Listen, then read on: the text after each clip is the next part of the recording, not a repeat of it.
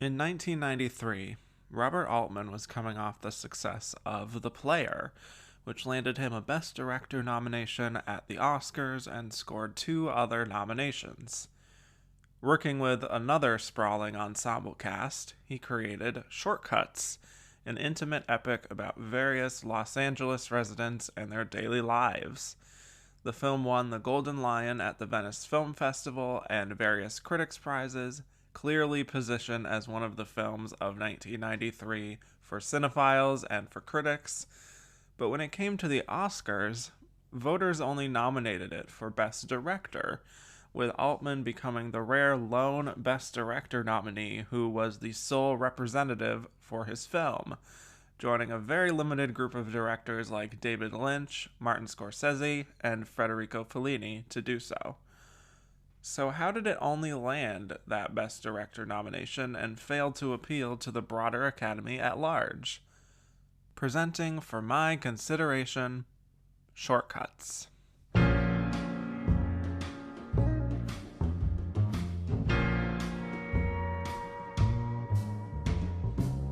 I'm gonna like somebody and let them like me. Going further means chains, and I was born to be free. To hell with love. Hello, and welcome back to For My Consideration, the bonus series of And the Runner-Up Is, where any patron can request that I talk about any movie from Oscar history that was nominated for an Oscar in any category. And one of my patrons today, Brad Sheldon, requested that we talk about the movie Shortcuts, which was one of those rare movies to only get a Best Director nomination and nothing else. And that was for Mr. Robert Altman. And joining me today is a very old favorite of The Runner-Up Is, who has been on this show a number of times.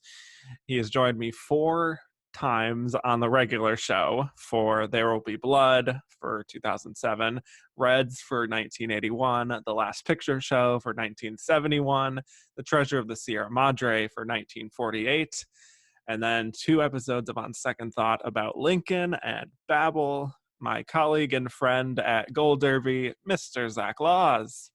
Hello, thanks for having me once again. Yes, welcome back. How are we doing? How are we doing, We're Zach? doing fantastic in this age of isolation that we live in. Very much like the film we're about to talk about. Yes, beautiful transition. Thank you so much. Yes. Yeah, Shortcuts. What a fascinating film that I'm excited to talk about. This was my first time seeing it, and I'm excited to just figure out how I feel about it through talking about it, because there's a lot to get into. So, Shortcuts is an epic ensemble film based on 9 short stories and a poem by Raymond Carver. It tells the story of a sprawling group of people living in Los Angeles who go about their days and come in and out of each other's lives, and a few major events that happen throughout, such as a waitress who accidentally hits a young boy with a car. There is some infidelity that happens. There's this group of fishermen who find a dead body and try to figure out what to do and when to report it. There's a few deaths. And altogether, we get this portrait of this cross-section of mostly white, middle-class Los Angeles residents trying to figure out their lives and fearing the future. And the film was directed by Robert Altman, who co-wrote the screenplay with Frank Behrheide. And here we go. Let's list off this sprawling cast. Deep breath. Okay.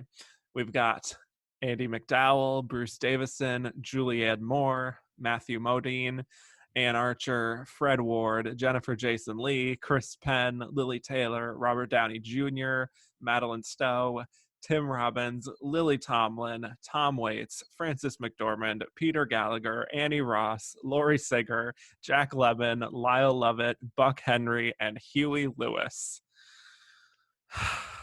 And that's just who's built first. Exactly.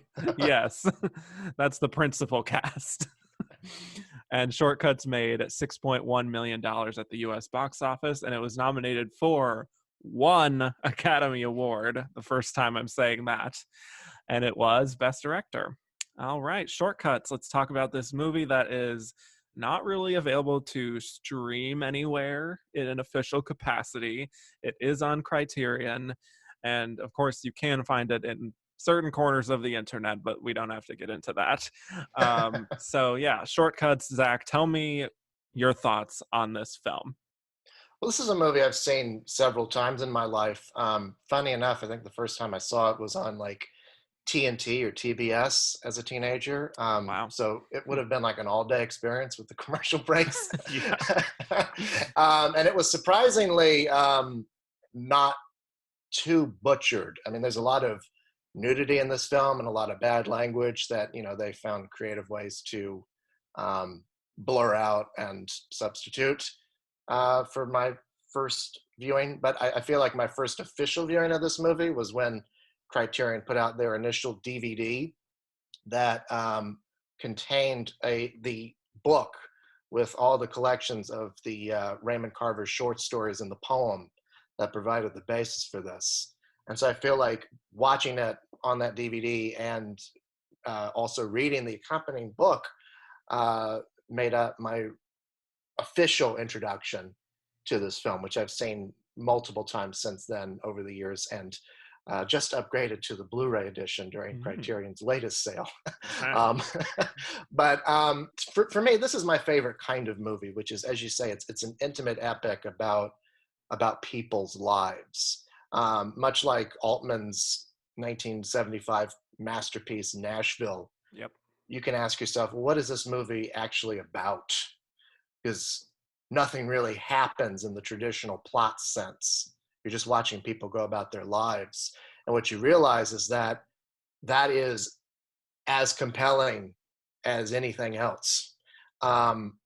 Reading Raymond Carver's short fiction, and I've read short stories of his outside of the ones that were collected for this movie, you realize that he had a fascination for people that were living on the fringes, like waitresses, like limo drivers, phone sex workers, pool cleaners, people who felt disconnected from their lives, from any sense of community, from family, and were really affected by chance coming into their fates and changing things for them all of a sudden. And what Altman and his co-writer do so beautifully in creating this screenplay is they interconnect these stories in very subtle and surprising ways to drive home that theme that our lives are just dictated by fate. You know, we don't oftentimes choose the professions that we end up in. We don't go out in the day and say, all right, today I'm going to hit a kid with a car. And some of us don't. Yeah, exactly. Most of us don't, right? Yeah, or fair. We don't live our lives thinking I'm going to get hit by a car today, or sometimes I have those thoughts. But go on. Anytime I'm walking down the street. Yeah. But these things happen unexpectedly, and these chance encounters with people who we're never going to know otherwise can have unexpected consequences. They can bring moments of pain or moments of joy, sadness, laughter, but we don't know how people are going to affect our day-to-day lives. And it was so beautiful to me watching it this time. I live in Los Angeles, and we're in the middle right now of quarantining nationwide, right? And it really affected me seeing the ways in which these people will come into contact with each other. And we follow a little bit of that person's life. You have no idea what's going on in that person's home life, right? But Altman's point seems to be that we're all connected and we're all in this together, right? Even if we we don't know it. Um, and for people who are so isolated as we are right now, right? Mhm. Um, that message of connectivity was very profoundly affecting for me watching it this time. Yeah, yeah, absolutely. And this was my first time watching Shortcuts. Mhm. Many reasons for that. The length, the unavailability of it, not a great combination. I mean, Robert Altman is a director I like on most days and love on others. So, it's not like I was intentionally not watching it, but it just never came up. But I am a huge fan of ensemble movies, even though I have to admit sometimes when they are like this, when it's a bunch of different interlocking stories, sometimes I do spend a lot of my time watching them and sort of straining to find the greater point. The idea of like why these people, what connects them, what are the themes that the director is going for here.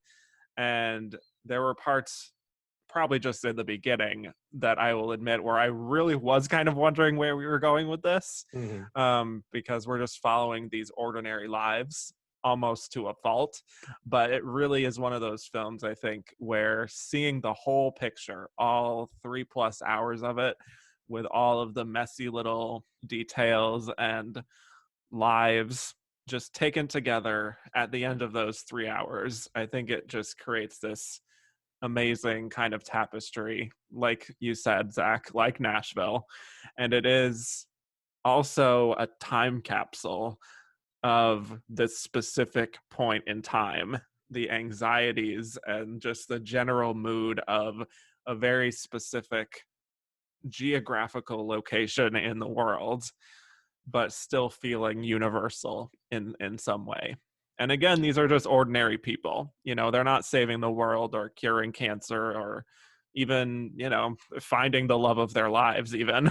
But I Right. think many of them are feeling, what makes them all, why we're following them, is that they all feel a bit disconnected, I think, and aimless, and they are in these jobs that are not ideal. They're not really fulfilling their dreams very much. They are just trying to pay the bills, and everyone is on their own little journey.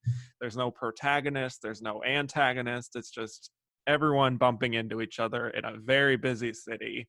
But when you do look a little deeper at their lives, there is a real beauty there.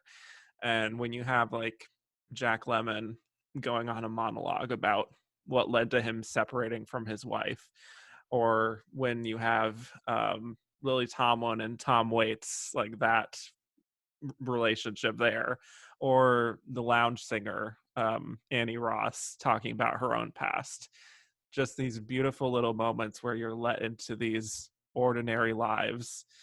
And because there's so many characters, we don't spend a lot of time with them, but they are just these really nice vignettes that are very human feeling. So like I said, when you look at it at the end of the film, it's hard to really say like this moment was a great piece of cinematic work. It's just the taken as a whole is where I think I am the most impressed with Robert Altman's vision here. I think So, what he's getting at in both this film and in Nashville is that the vast majority of us do lead unremarkable lives, right? how dare you? But yes. But that does not mean that we're unremarkable people. Hmm. You know, we all are the center of our own epic drama, right? Yeah. Um, we all have these hopes and dreams and desires, and we don't always fulfill them, but we spend each day just trying to live our lives in the best way that we know how. And I think sometimes we get too bogged down in this idea of like every day must be an adventure, right? Um, and yet you can have as much joy out of life enjoying a cup of coffee, you know, while you're reading the paper or while you're cooking with your wife or, getting into getting into petty fights over things and then making up again.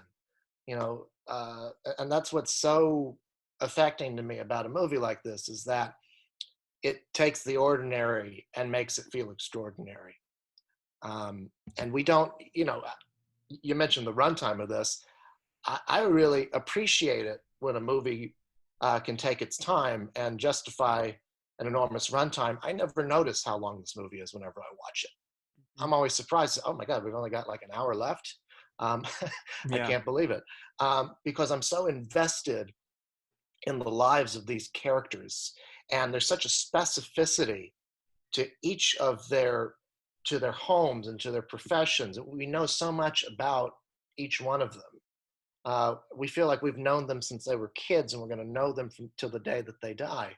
Um, and that for me is what makes returning to this movie over and over again so great. It feels like you're catching up again with people who not always people who you would like to know on their worst days, Yeah. but still people that you know.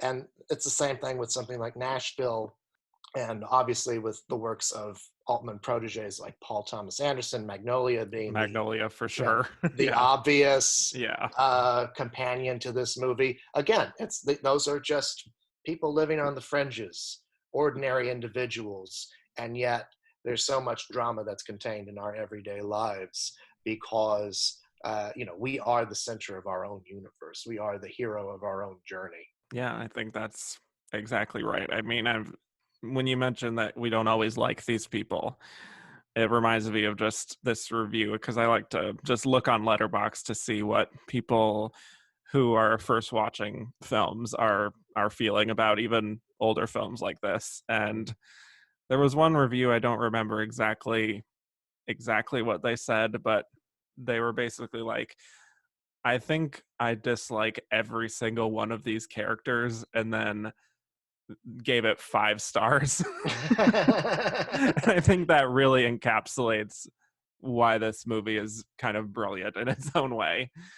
Because it's these are not the most protagonist feeling or likable people that you would come across in a film, but you feel like you understand them because it is deeply human.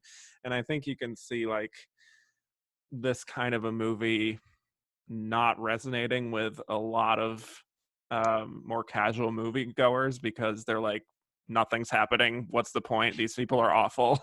What are we doing? Why is it so long? But, again, I think you just have to look a little closer to see just how much it can resonate with you, I like the fact that, it doesn't, Altman and the performers don't feel the need to make these characters likable all the time, because who among us is ever likable 100% of the time? Right. Um, Well, you are, Zach. well, thank you. And you are as well, Kevin. Thanks. I didn't want to say it, but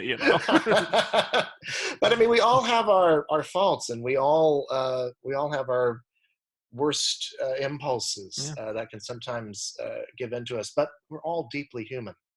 And I always kind of, I think about the relationship between Lily Tomlin and Tom Waits a lot.